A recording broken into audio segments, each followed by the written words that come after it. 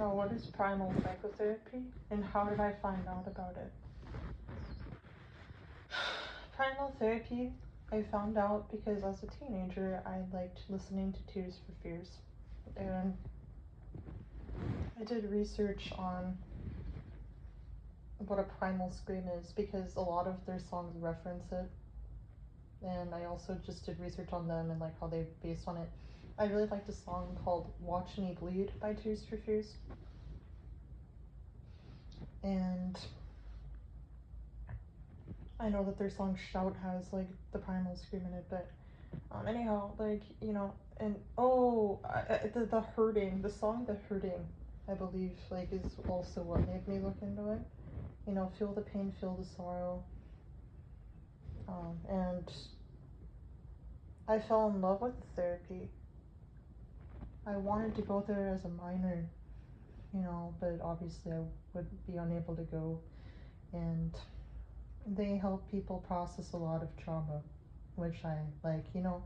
I feel like with trauma, at least for me as a social 4, maybe it's different for other Enneagram types, but you really need to feel that emotion and have it witnessed and acknowledged, and it needs to be able to release itself, you know, because society just kind of constantly makes you unable to do that, you know. You need to do whatever it takes to express it in a sterile environment, of course, that's nurturing and compassionate, and that also has comfort. You know, so that's my kind of philosophy there with psychotherapy. Now, it doesn't, that therapy does not condemn psychotherapy, it's just I noticed this personally, that therapy, you know, for adults, like, it teaches you to basically not have the nurturance that you missed. It teaches you how to cope without it. It's too focused on, you know, having adult mature relationships rather than parental, you know, relationship, non-romantic parental relationship. You know, it's kind of looked downwards on in society, other than maybe in therapies that are like involving reparenting, which I would guess is probably more humanistic in nature, or they are, I should say. But you know, like even Pete Walker, like he teaches people, you know, that, you know, to tell a victim in an emotional flashback, you're an adult now, you know, you're okay, remember you're in an adult body. That makes me pissed off, because to me, I interpret that as, I don't care about you and your needs. I don't care about your emotions right now. It's time to snap out of them and get over them. I'm not going to care about the child you were. It doesn't matter, you know, just get over it. You're like, I don't care. We have other children to care for, and that makes me even more envious, you know. So that's where I get frustrated with it.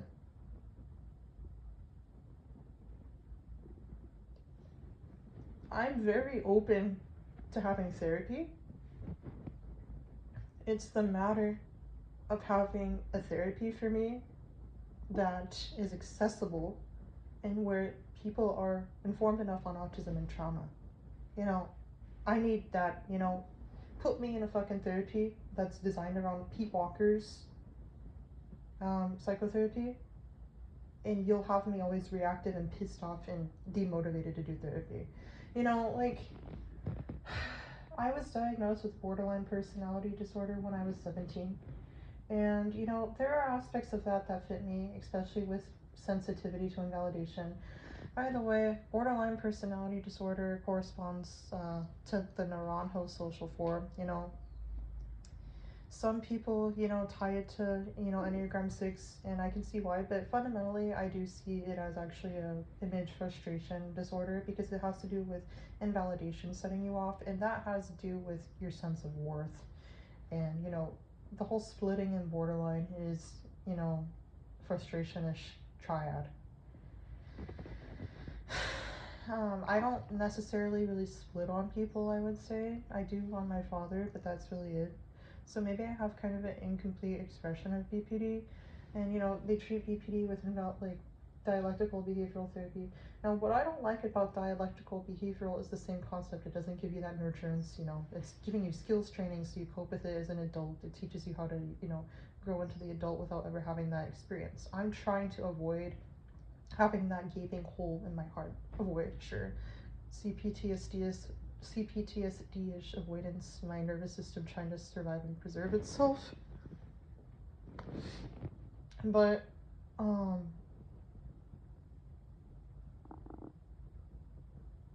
that's why I am, aside from autism double empathy problem stuff, and there being stuff that happened, you know, with me that people would gravely misread me on, and I also believe a therapist would, that and those three things combined are why I am so reluctant to psychotherapy and, you know, my trauma, like, with therapy.